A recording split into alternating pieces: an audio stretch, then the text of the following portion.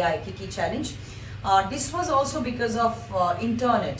There was it's a dance challenge where a particular people dance to a particular song, and it went viral across the world thanks to the internet, because even if you go to an island, the internet follows you there nowadays. So as per the challenge, the participant had to step out of a moving car, keep dancing while the car was moving at a slow pace, and then jump back to the car. And this is a very funny act, but it went viral. And as you know, nowadays, if something very funny and even stupid goes viral, there are people who copy it. There are people who imitate it, and similar things happened across the globe. Some people met with car accidents, some people lost their lives. So these kind of disasters have also happened when we have done things, copying without logically analyzing things that we get on the internet. There is a phenomenon called FOMO, F-O-M-O, that is called fear of missing out. It refers to the feelings of perception that others are having more fun and living better lives than you, and experiencing better things than you are. I would just like to give the example of Facebook here. When you check the Facebook of your Facebook friends, you see that life is so beautiful. Couples are so happily married, children are so well behaved, and people are traveling, people are celebrating life. There are parties, in so-and-so's family, somebody is wearing a beautiful mekhla sador, and I don't have such a pair of mekhla sador, etc.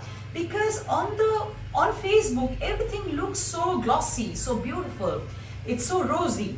So sometimes the person, when I'm checking my Facebook, when I see other people's updates, I might feel that I've missed out on life. Oh wow, she's living such a life, I'm missing out. I must now try and keep up to that, to that standard. And that's called FOMO. It involves a deep sense of envy or jealousy, and it affects self-esteem. I feel that I am not good enough. And Instagram, Facebook, Twitter, it often makes us feel that way. Especially when you go through the Facebook accounts or the social media accounts of celebrities, you will definitely feel that you are not even living a life.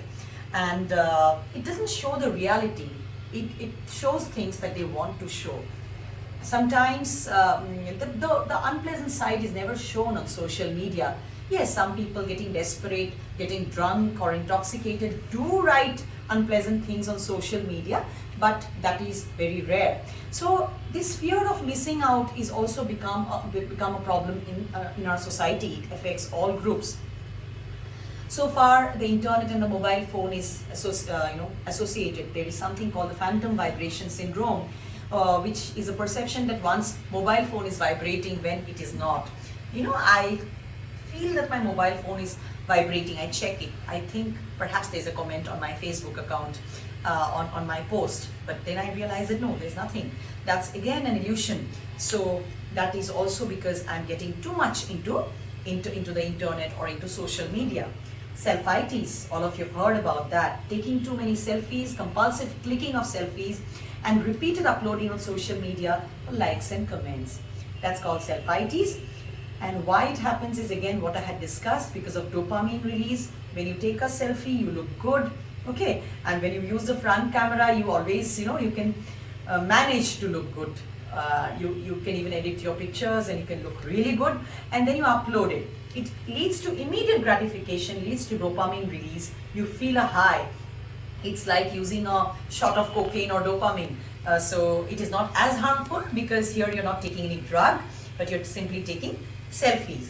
But if it becomes a compulsive behavior, you're doing it throughout the day, you're doing it for anything and everything. In the kitchen, you're taking selfies. In the bathroom, you're taking selfies. You're taking selfies in a market and everywhere. Then, of course, it's going to hamper your day-to-day functioning. I've talked about the blue whale challenge, and